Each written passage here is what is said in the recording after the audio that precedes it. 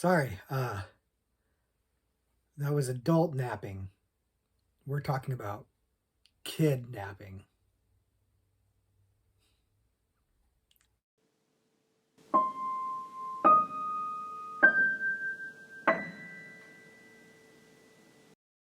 Hello, everybody, and welcome back to the Horror Movie Syllabus. I'm Professor Victor, and I'll be your host as we go through all the essential, noteworthy, interesting, and notorious modern horror films.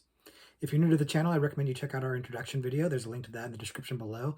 It'll give you a pretty good idea of what the horror movie syllabus is about, but in short, we're going to take a look at a particular subgenre of horror and then talk about 3 movies from that subgenre. Today, the subgenre is kidnapping movies. And kidnapping as a story element is prevalent throughout horror. There's a lot of kidnapping that happens, or hostage taking, or things like that, that'll happen in not in horror movies, but just movies in general. So it's not exactly the most narrow or myopic or specific of subgenres. That said, what we can do is we can take a look at movies where the kidnapping angle or the kidnapping plot point is a major part of or the main thrust of the movie.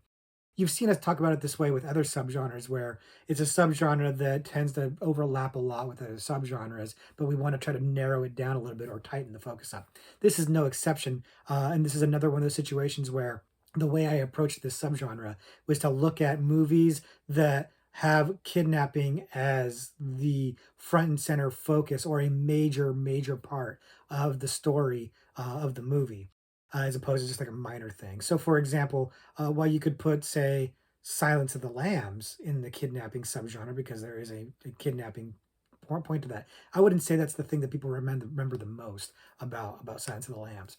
But in these movies, by and large, the kidnapping is either one of the most memorable parts of the movie, the main part of the movie, or a key ingredient of the movie. And you'll see as we go along in the movies exactly what we're getting at. But I think, and again, I think it'll become pretty evident as we go on. But it's worth noting that kidnapping movies, not only do they overlap a lot with other subgenres, but they lend themselves to other subgenres as well. Subgenres we'll be talking about in the not too distant future, things like torture or fighting back or revenge. A lot of these subgenres have a lot of overlap or tend to bleed into another, kind of go from one to another quite heavily. And it's going to be up to me in all of the videos that we have about these different subgenres to kind of distinguish between all of them. And you'll see that some of the movies we talk about definitely have elements of those other subgenres in there, and that's the beauty of the syllabus is you can kind of pick and choose and shuffle things around and fit them into the puzzle the way you want to. But I really did try to pick movies that for me the kidnapping was central to the theme or the plot of the movie, or was just a major impetus for it. And again, you'll see what I'm talking about as we go on. But if you're thinking a lot of these movies can go into other subgenres, you're not wrong. And in your syllabus, you might have put them there, and we'll want to hear about that in the comments. But for now, why don't we start getting into the movies and start talking about these now? As usual, we are organizing them in undergraduate, graduate, and postgraduate levels. And in this case, they are in levels of increasing quality. The movies get better as they go on, is what I would say. So with that, let's go ahead and find these movies.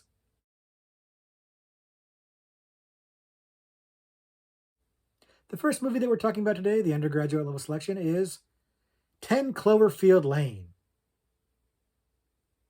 10 Cloverfield Lane came out in 2016, and out of all the movies that we're going to talk about today, this is the one that's the most tenuous as a kidnapping movie, and the one that probably fits the most into many other subgenres, some of which that are arguably more accurate, but I'll try to defend my position on this one in just a few minutes.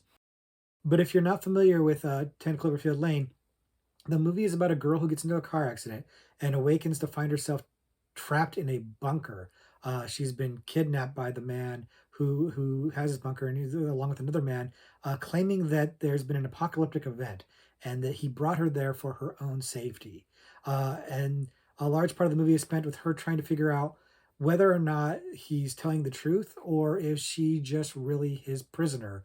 And outlook not so good for her in that regards. But of course, we don't want to spoil the movie for you, so we won't go any deeper into it than that. But suffice to say, this movie is fairly well known as being part of the Cloverfield franchise. We've talked about Cloverfield, the movie Cloverfield, in another video. So you know that Cloverfield has to do more with aliens and giant monsters and things of that sort. It was a found footage movie. This movie is not found footage. So already off the bat, you're thinking that Cloverfield could go into some other categories besides this one. The most obvious one being aliens or even maybe some sort of like horror sci-fi. But I'm going to contend that it should go here. And the reason for that is I don't feel that the alien aspect of this or any of the Cloverfield stuff actually is important to the movie. In fact, I kind of wish it wasn't in there, and we're going to talk more about that in a couple minutes. Uh, but to me, the main part of this movie, the effective part of this movie, the part of this movie that works really, really well, is the captivity of the main character. The fact that she's been kidnapped and being held against her will is the best part of this movie. It's what leads to all the drama and all the tension and all the fear. It's by far the part that makes the movie so good. And I like this movie a lot. The movie stars John Goodman and Mary Elizabeth Winstead. Mary Elizabeth Winstead is extremely popular, and I may have talked about her in the past. I don't quite get why she's so popular, but she's really great in this movie. I don't think she's a bad actress by any stretch of the imagination. Let me be clear, but she's excellent in this movie, and she holds this movie down quite a bit. John Goodman, absolutely terrifying, is the man in the bunker. We all like John Goodman because he's so fun and funny and gregarious, but he's scary in this movie. He's very, very, very effective. Large part of why I like this movie so much. The movie builds up the tension really, really well. There's a mystery about whether or not there's actually something going on outside of the bunker that, unfortunately, if you listen to the title and know that it's part of the Cloverfield franchise, you kind of already know the answer to that. So a little bit of the steam of the movie gets let out, and that is unfortunate because that extra tension, that extra level of not knowing what's going on, if you're more in Mary Elizabeth's shoes, then you can feel that all the more and have that fear of the unknown of what's going on outside be even more enhanced. But unfortunately, the title alone kind of gives it away if you know the movie. So that's a bit of a bummer. But I think the problem with it lies in the fact that the movie was not originally a Cloverfield movie. Apparently, it was a spec script called The Cellar that is was basically about being trapped in this cellar or bunker, against your will. And from my understanding, had nothing to do with aliens, anything like that, um, and didn't have that connection to Cloverfield at all. And they kind of took that spec script and kind of shoehorned it into the Cloverfield universe, for better or for worse. And I say for better in the sense that this movie probably got made solely because of that and probably wouldn't have gotten made at all. And it's unfortunate because it's a good script. But for worse in the sense that I wish the script could have gotten made on its own and stood on its own as its own movie because I think it would have been better. I think without the Cloverfield connection, this movie would be far more effective and maybe get a little bit more of a fair shake on its own because it's an excellent tight horror movie.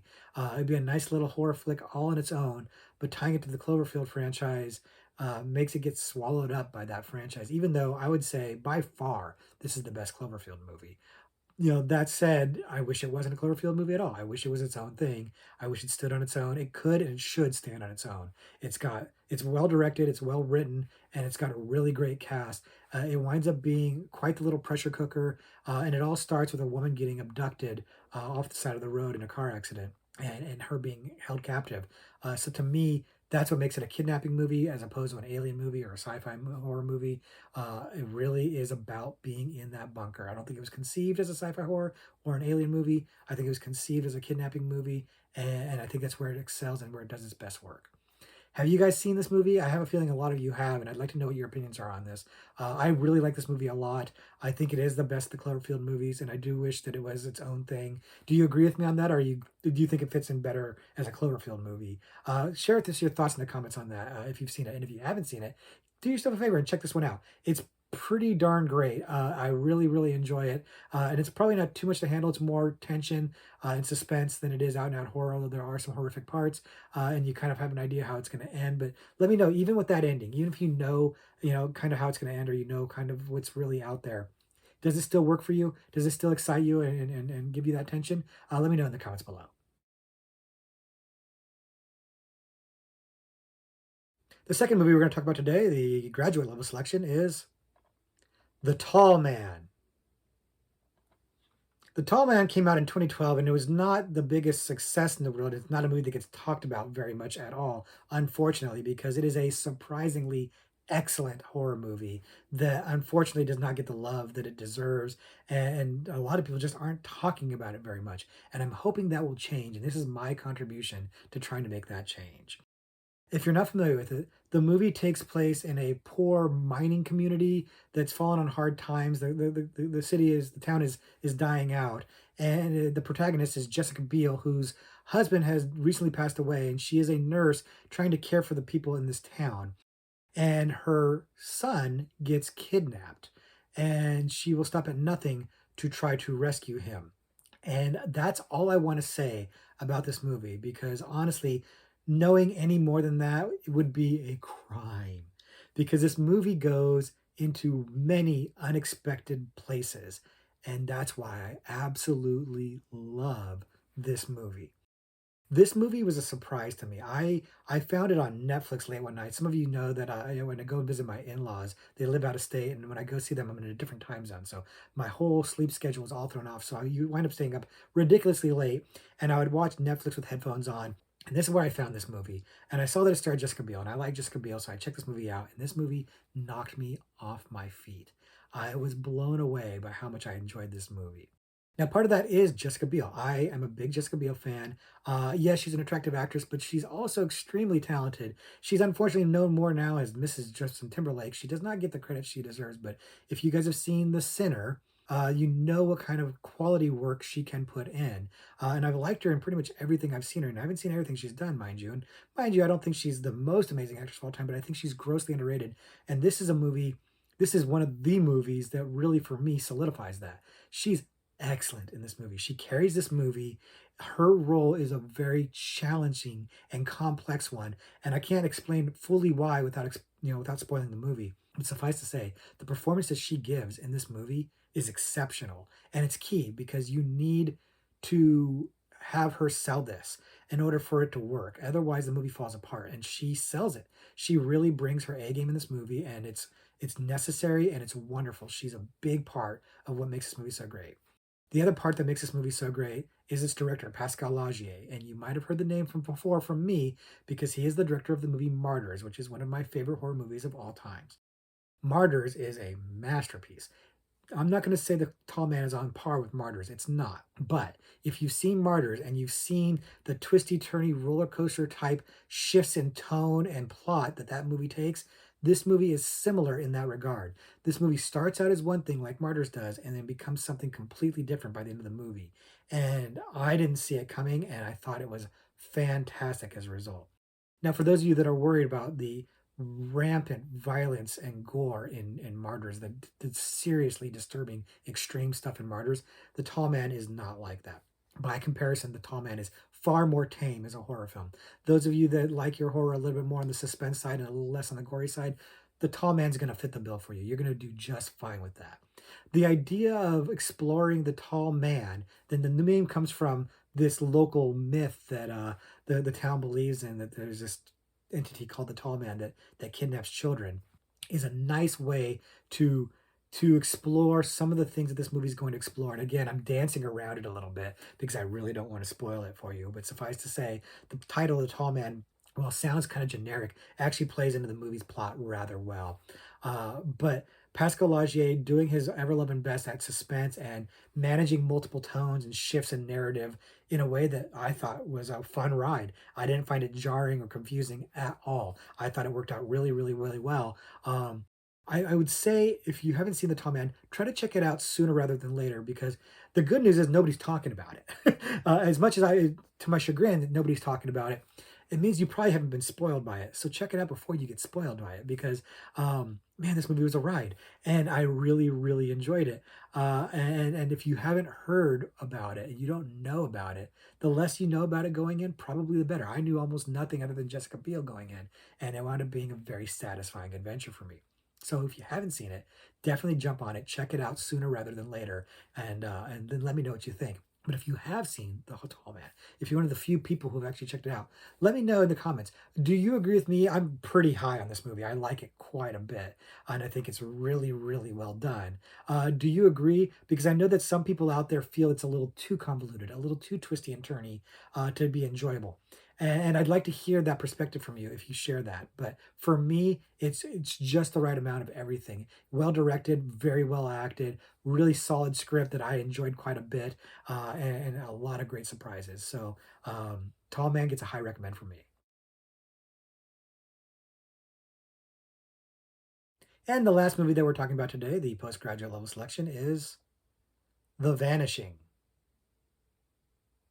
The Vanishing, aka Spoorloos in Dutch, is a 1988 movie that is excellent, excellent movie that is very well made, very chilling, and for people who have seen it, tends to be something that's very beloved, but not everybody's seen it, and that's of course the problem. If you're one of the people that haven't seen it, the movie is about a man whose girlfriend gets kidnapped at a convenience store, goes missing, and he doesn't ever see her again. And he's obsessed with finding out what happened to her as the years go on. And at one point, he gets contacted by a man that claims to have been the person who's taken her and will only tell him what happened to her by letting him put this man through the same thing that his girlfriend went through. And so he's got to subject himself to that in order to find out the mystery of what happened to his girlfriend. The movie is chilling. It's a really wonderful, tense, shocking movie.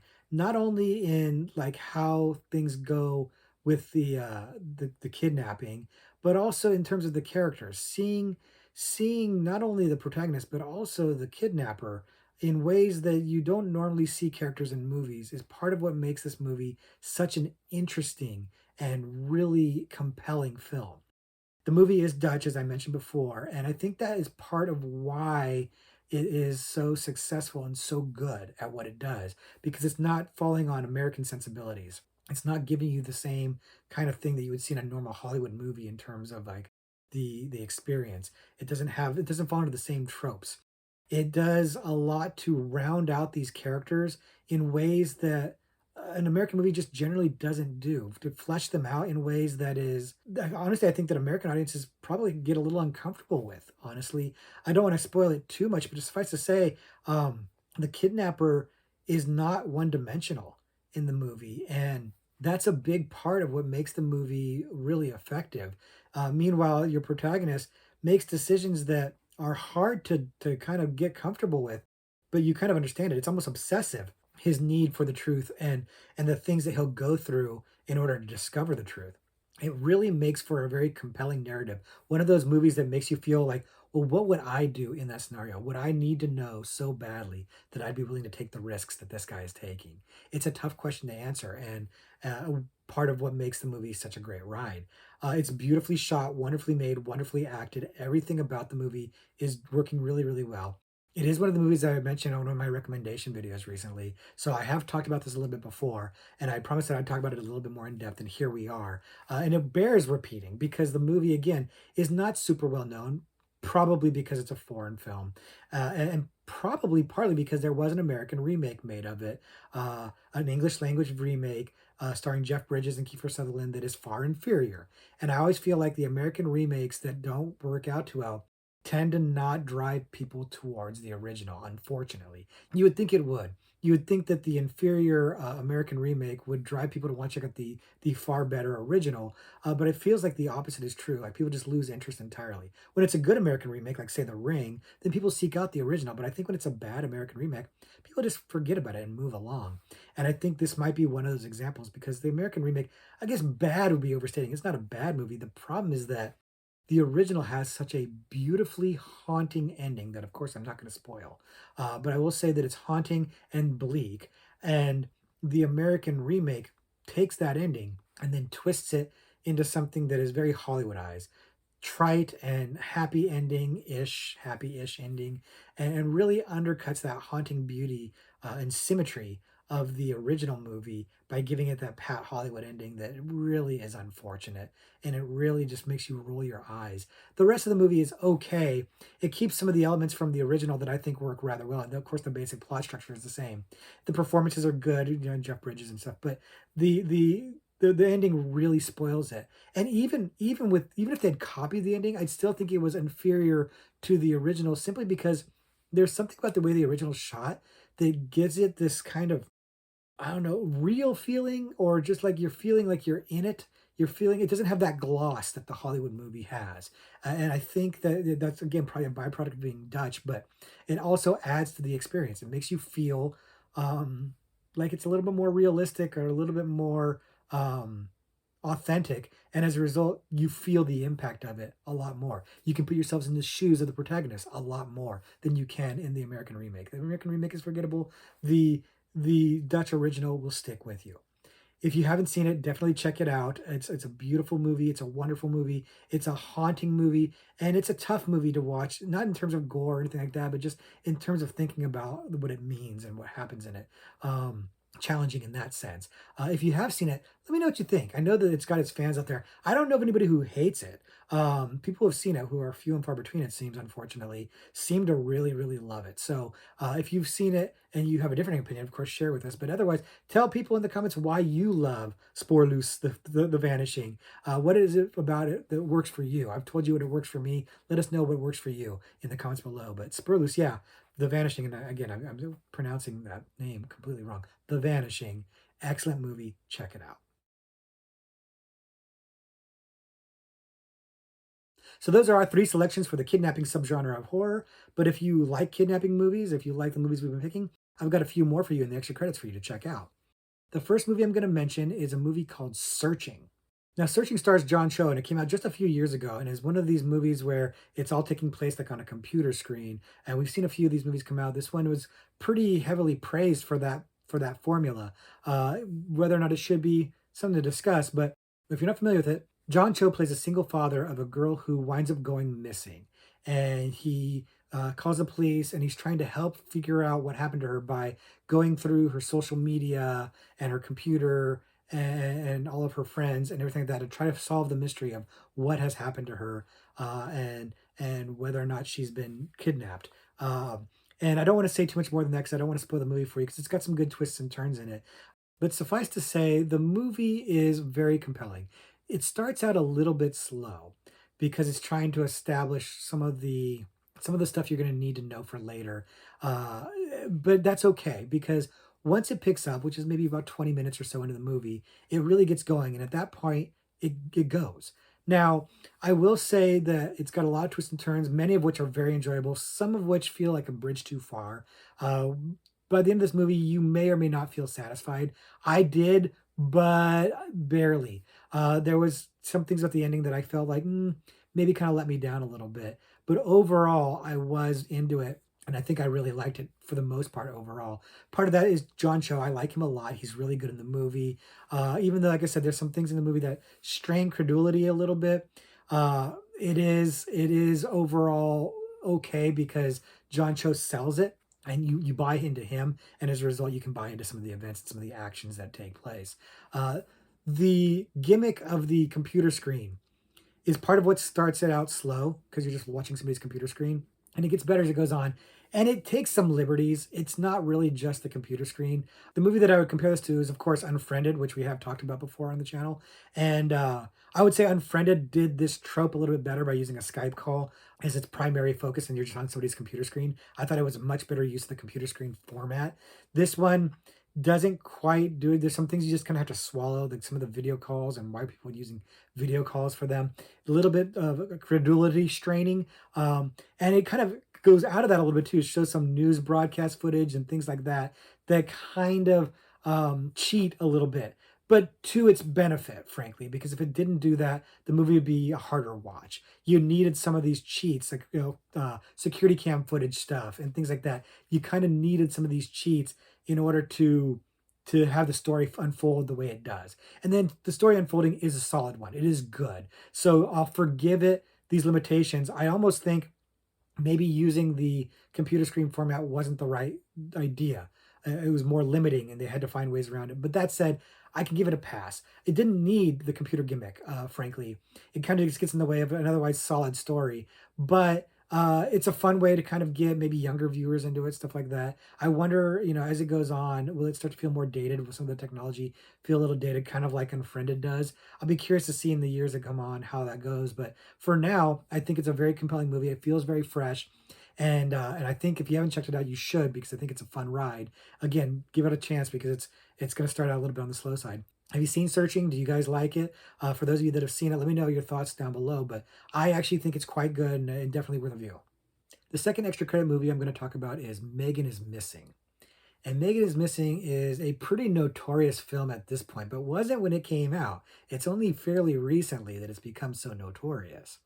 If you're not familiar with it, the movie came out in like 2011, and it's a found footage style movie about a 14-year-old girl who gets kidnapped, and then her 14-year-old best friend investigating what happened and trying to find out what has happened to her friend, her best friend, and hijinks abound, as I like to say, because I don't want to spoil it too much.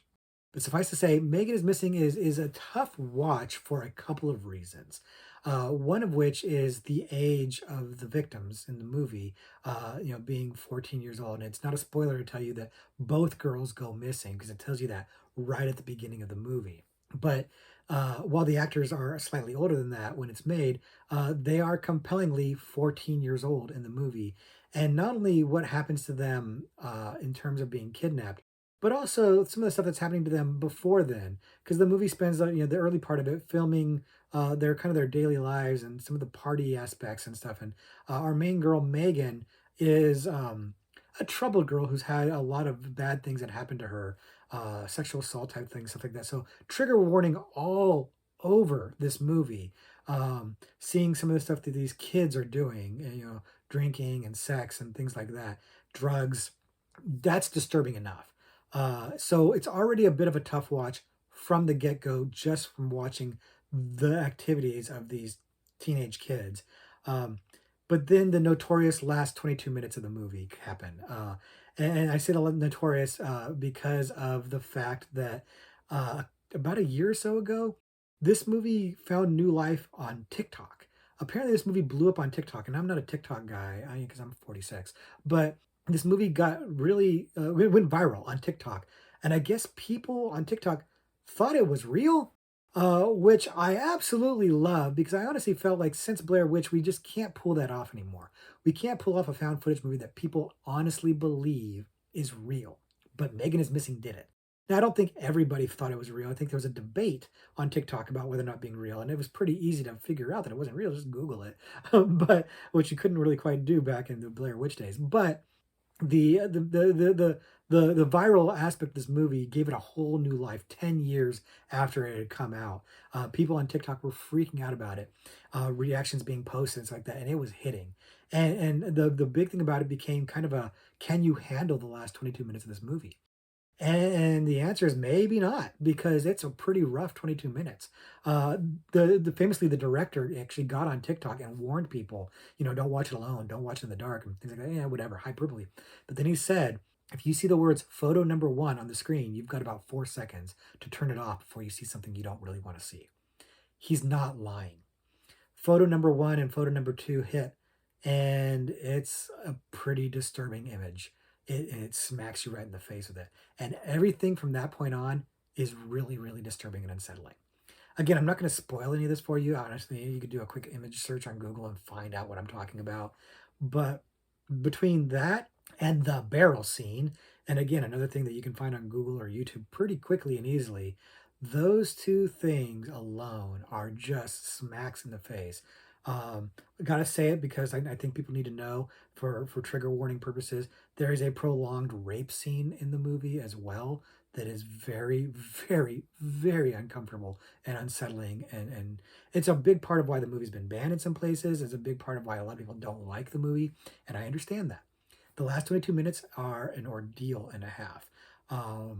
And I debate whether or not it's actually necessary. Frankly, the director kind of says that he did this to kind of send a message about the kind of horrors that are out there, things like that. Maybe it feels a little bit of exploitation, but maybe I'll give them the benefit of the doubt on that. It is effective though. It's very unsettling, very upsetting, a very bleak movie that is going to leave you feeling gross after watching it, but very, very effective. I actually liked the movie quite a bit. I thought it was very effective. Some of the acting, not always on par. There's one or two actresses in particular that not great, but for the most part they carried through. Especially the main girls, Megan and Amy. Wow, they give some incredible performances in this movie. Absolutely amazing. Brave performances. Very, very, very compelling.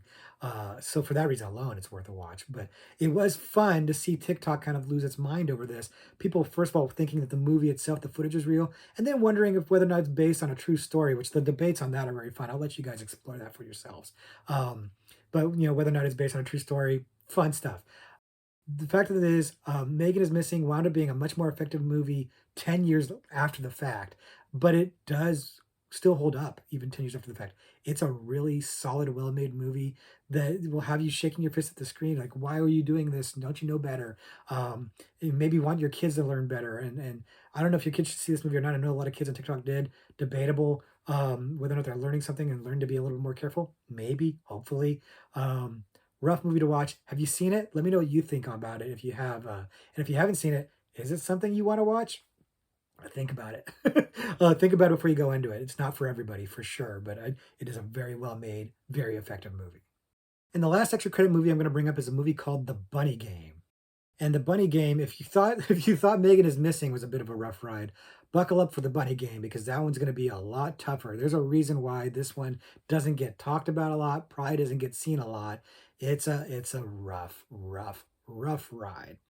If you're not familiar with it, the movie, in short, is about a prostitute who is, down on her luck, not doing great in life, and then she winds up getting kidnapped by this trucker who then proceeds to put her through an almost unspeakable amount of torture and abuse in very graphic and shocking detail. And it's a bit much. Let's just put it that way. This movie is not for everybody. It's hardly for anybody, if I'm being honest with you. That said, there's a reason why I'm bringing it up here, and I almost didn't. And then I almost put it on the syllabus. I went back and forth on this movie a lot. And I decided finally to talk about it, but to talk about it here is extra credit for two reasons. One, because it's really well made. It's a very well made movie. It's all in black and white, which both helps the movie in terms of kind of giving a little bit more of an artistic feel, and also kind of maybe detracting from the more hardcore stuff that's being shown, but also kind of hurts it a little bit in the sense that it kind of makes it feel all the more authentic or real, which is I guess also in itself a good and a bad thing. A bad thing just in terms of how horrific the stuff that happens on screen is.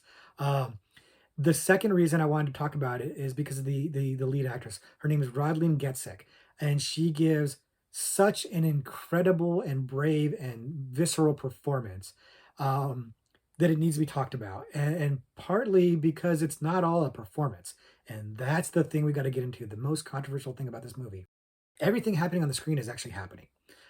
So the sex acts that are happening and being shown on screen are not simulated. They are happening, and you can kind of tell.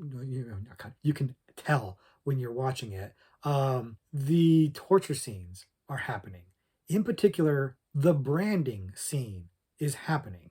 When Rodleen Gestick's character is getting branded in the movie, she is getting branded in real life. That is happening. It's not a special effect. That is real. Um, so she's not really acting in that sense. She's reacting in that sense, and we can debate about the value of that. Um, and when I watched it, it was off-putting and horrific. When I started doing research on it and found out that it was not simulated, it was deeply disturbing, and I kind of started to turn against the movie. But then I read an article, and I wish I could find it again. I don't know where I found it, but I read an interview with Marlene Getzick talking about this, and she was key in shaping this story and what happened in this. And for her, a big part of making this movie was personal. Her way of working out her own personal traumas that she'd had in her own real life, and this was her way of confronting them, working them out, And I don't know, I don't want to speak for her too much because she had a way of putting it that was far more eloquent than I'm achieving now. Controversial though. Is this the right way to be doing that? Probably not. I don't know. It's not really for me to say how people deal with their own traumas and issues. This doesn't seem like the healthiest way, and I'm no professional, but it doesn't seem like the best way. But I am not a person to say that. And if this is helping her or anybody else, I don't want to be the person to poo-poo that. I don't want to be the one who criticizes that. Um, I admire what she's done. I admire the reasons she's doing it. I don't know that I agree with it. I think it's noble. Her mentality, her intent is noble and admirable. Whether or not it was the right thing or a smart thing, I don't know, but it's challenging, and that alone made it, definitely notorious and worth talking about. This is a hard movie to track down. I don't know where. I don't think you can stream this anywhere. Maybe you can find it online somewhere. I don't know. I tracked down a bootleg copy of it, and I'm glad I did. I'm glad I saw the movie, as upsetting as it is, as disturbing as it is. And I'm glad I got to hear Rodlene Getzig's story because I think it's important. And it feels like this is an exploitation movie that apparently is trying to say so much more. And, mileage may vary as to whether or not they're successful on that. I think a little bit. I think they're somewhat successful on that because this movie makes you feel horrible.